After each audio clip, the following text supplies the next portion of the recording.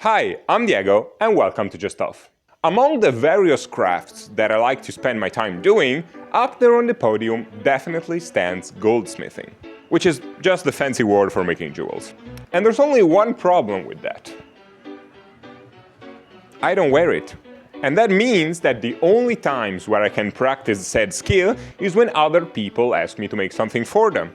And this is exactly why when my girlfriend asked me if I could make her this necklace that she found, I don't know, probably doom scrolling, my answer couldn't have been anything else but... And as always, we're gonna start with a project. While my counterpart does all the boring work, let's break down this wonky and probably AI-generated design. First, there are 3 individual flowers welded with each other in these 2 contact points. Second, each flower is made by a lot of individual petals that are also welded with each other. And third, every petal on its surface has some grooves, and they are chased from beneath so that they can pop from the background. There's one big problem with a design like this. It takes a lot of time. Time that I do not have because I need to catch a plane in 5 days, and this jewel needs to be ready before that. And that means one thing. It's shortcut time, baby.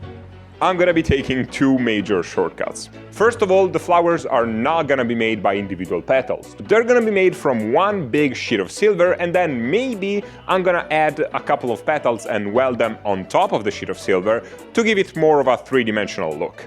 And the second shortcut is gonna be that, yes, I'm gonna keep the grooves on the leaf, because they give a really cute effect, but instead of making them pop from the background, they're gonna be carved straight into the petal. And I think that with these 2 shortcuts alone, I'm gonna be able to cut the times by half. So... Yo! When you're done yapping, I'm done. Well, if we do have our little design, now it's time to transfer it onto a sheet of silver. And how do you do that? Glad you asked. Yeah, literally no one asked.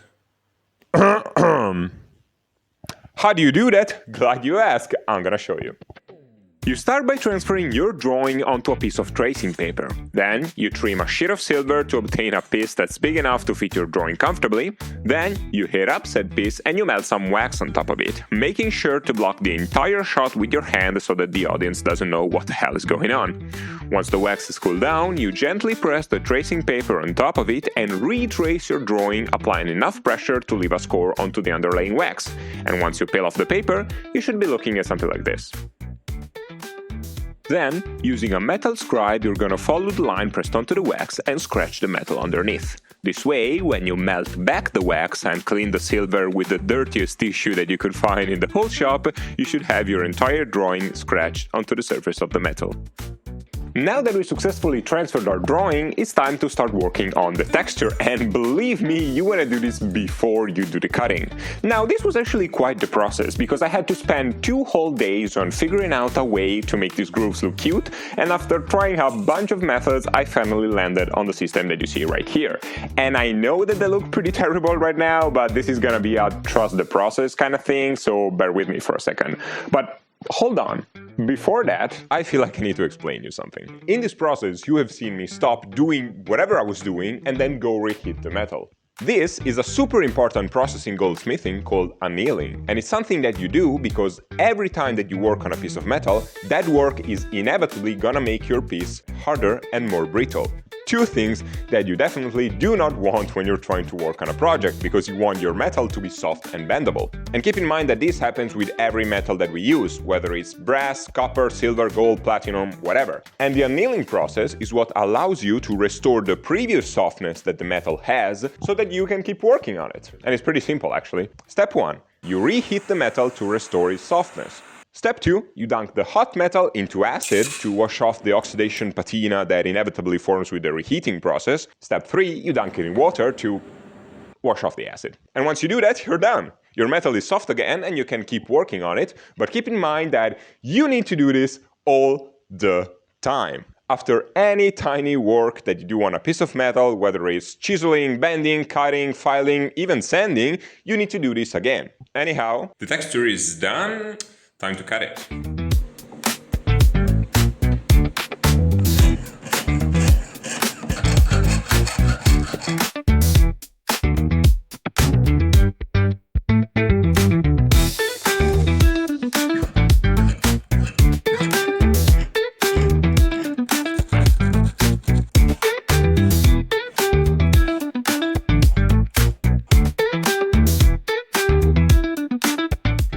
flower is done, and now I gotta do it 2 more times. Plus all the petals.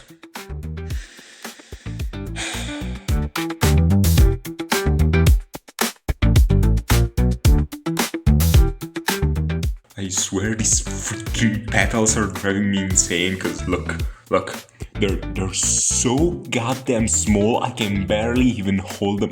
How am I supposed to be working on this? How? Fuck!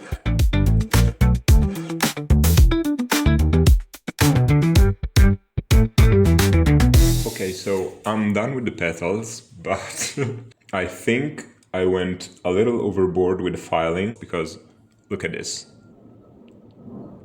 Okay, this is one of the smaller petals, and it's like a micron thick. So oh, wait, hold on. Let me try something. 0.3 millimeters. That is melting for sure when I try to weld it. And I'll tell you what, if I manage to weld this without it melting, I'm gonna get really cocky, and I'm gonna self-proclaim myself a master welder. Anyhow, now that I've cut all of the petals and filed them down to make them less chunky and more petal-shaped, I guess, it's time for bending and welding.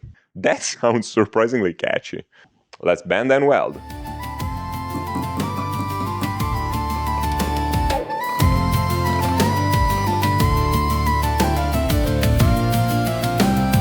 The flowers are shaped, and now it's welding time. Yeah, I don't need this at all, it was just for dramatic effect.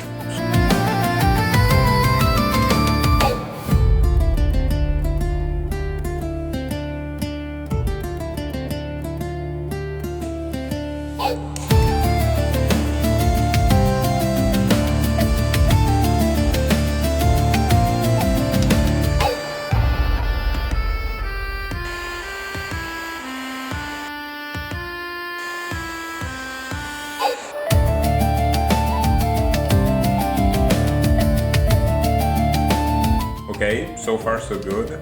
Last petal missing, the infamous 0.3 millimeters. Let's see if I can take the title home though.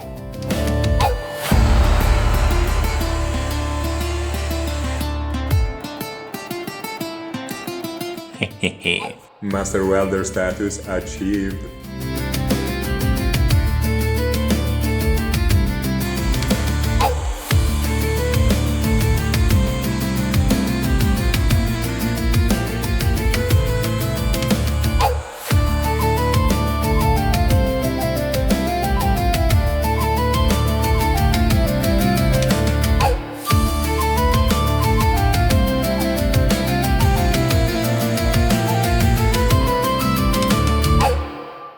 Okay, now that the necklace is done, let's go buy a chain, because I don't have time to make it myself, and let's figure out a way to attach it.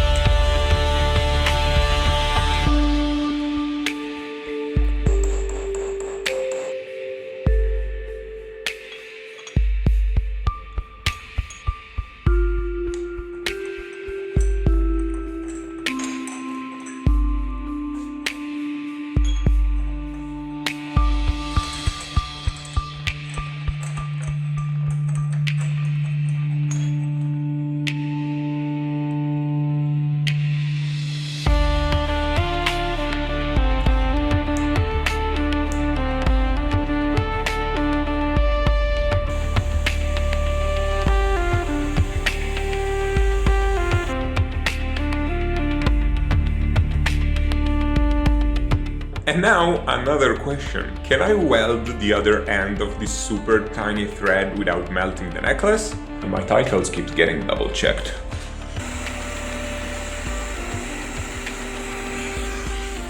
So basically I dodged a huge bullet because I got distracted when I was welding, and I was adjusting the position of the necklace, and I didn't realize that my blowtorch was pointed directly at one of the flowers and it melted. Luckily enough, it didn't melt the flower, it only melted the welds between the first and the second flower, so thankfully it was an easy fix, so I could go back to the welding the thread that holds the necklace, and it's done. The necklace is still in one piece, as you can see, and that means that we can move on to the other side and then to the final part, which is polishing.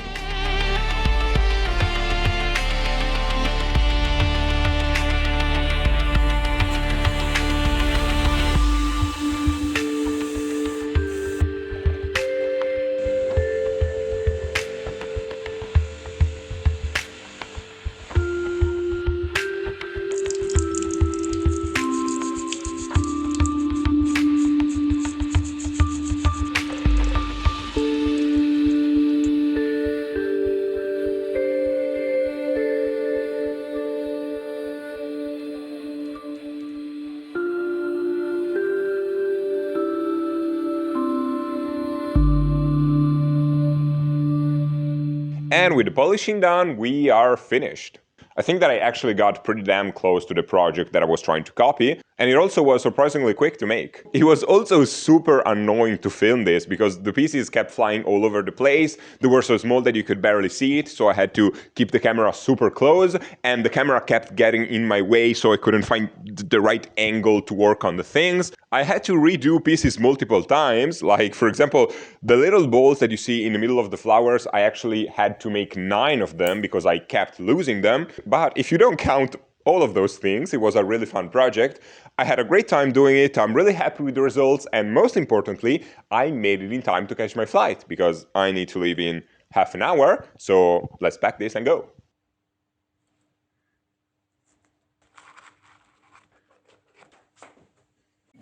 Also, not that you care, but I like to overshare, I managed to squeeze a whole month worth of clothing into one single backpack that now apparently has the density of a neutron star. That's a thick boy. Rumor has it that the pressure inside my backpack is so high that nuclear fusion at an atomic level is happening as we speak. Anyway, 12 hours flight ahead of me, so let's sit and wait, I guess.